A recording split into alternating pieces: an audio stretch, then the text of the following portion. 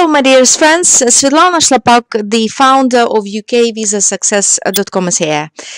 If you are a national or a family member of a national, you are probably quite naturally concerned about your present and future rights to remain in the UK. I have been practicing UK immigration law for over a decade now and discovered that a lot of EU nationals and their family members have only a very vague idea about their immigration rights in the UK.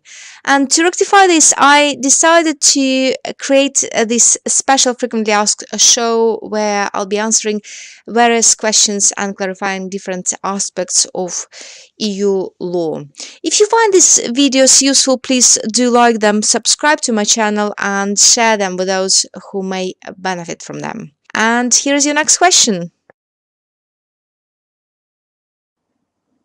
Calculating periods of residence when making your permanent residence application.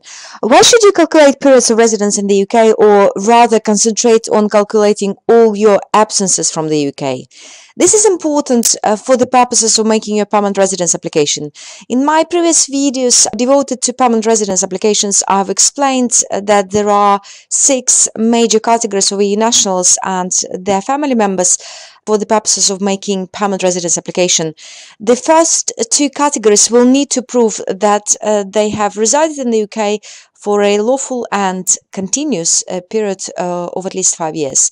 In today's video, I'll explain a number of things. I'll give the definition of continuity. I'll explain what evidence must be provided to prove this continuity of residence. I'll clarify when this continuity of residence will be considered as broken. I'll give examples of permitted absences, and finally, I'll explain the rules about periods of imprisonment, if any, when residing in the UK. Okay, let me begin with giving you a definition of continuity of residence in the UK.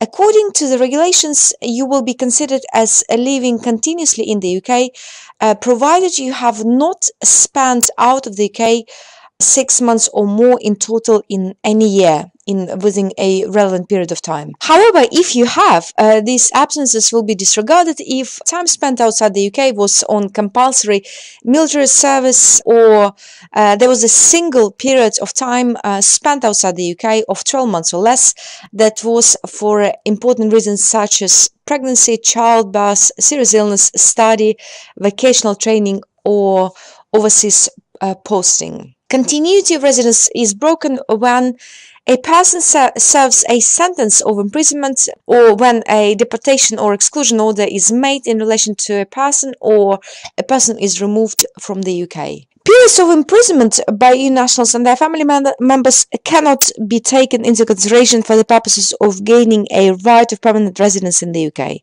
In addition, the court found that the periods of residence both before and after prison cannot be aggregated and counted towards the 5-year qualifying period for permanent residence. For example, a person who resided in the UK for 3 years, spent 1 year in prison, and then a further 2 years following their release from prison cannot aggregate the periods before and after prison to count towards their 5-year qualifying period of residence in the UK.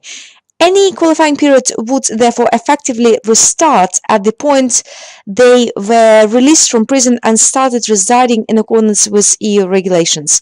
The 3 months initial period would not come into play following release from prison, and therefore the person would need to provide evidence confirming that they began exercising their treaty rights immediately after being released. Evidence of continuous 5-year period of residence in the UK can include, but not limited to, tenancy agreements, utility bills, bank statements, school or nursery letters, or immunization records in support of the applications for children.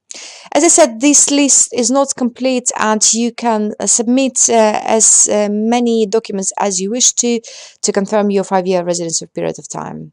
So if there is any doubt whether or not you've gathered enough evidence, gather more documents from the official sources. And I would like to finish this video by showing you how you should calculate your days of absences from the UK, because for some reason a number of people, a number of applicants do get this particular point wrong. Suppose you were absent for a weekend in France. You left on Friday, let's say 1st of September, and you return on Sunday 3rd of September. How many days, in your opinion, you were absent from the UK? Well, usually I get the answers 3 days, sometimes it's 2 days, but the correct answer is 1 day. This is because your departure date and your arrival date are not counted towards your absence periods. Due to Brexit situation and the uncertainty surrounding rights of EU nationals and their family members in the UK, permanent residence application forms topic became particularly relevant. I've noticed that some of you are completely lost in this 85-page form full of legal terms spread across the 19 sections. And therefore, I've created a free expert secrets guide on how to complete this permanent residence EAPR form. And you can now claim your own free copy at bit.ly/free guide on EAPR form. This offer is very limited though, so don't be left behind and claim your copy today. Please give thumbs up, subscribe, and share this information with those who may benefit from it. Thank you so much for watching and have a great day.